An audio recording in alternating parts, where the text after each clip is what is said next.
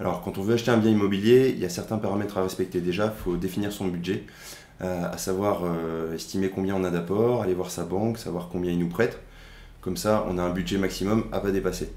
La deuxième étape, c'est de se poser les bonnes questions. Savoir qu'est-ce qu'on veut comme type de bien, la surface minimum, les étages, l'immeuble ancien, récent, si on veut des travaux ou pas. Ça, c'est très important. Alors une fois que vous avez défini votre budget et vous êtes posé les bonnes questions, il faut se lancer dans les visites. Des fois, vous allez en faire une seule, des fois 50. Si vous en faites 50, c'est que vous n'êtes pas posé les bonnes questions dès le départ.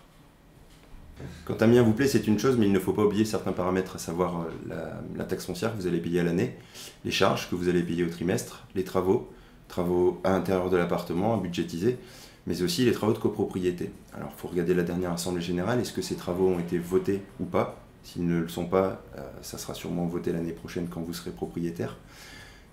Pour ça, il faut regarder votre quote-part dans la copropriété, c'est-à-dire un appartement a une quote-part, par exemple 40 millièmes, c'est-à-dire sur 1000 € de travaux votés, vous aurez 40 € à votre charge.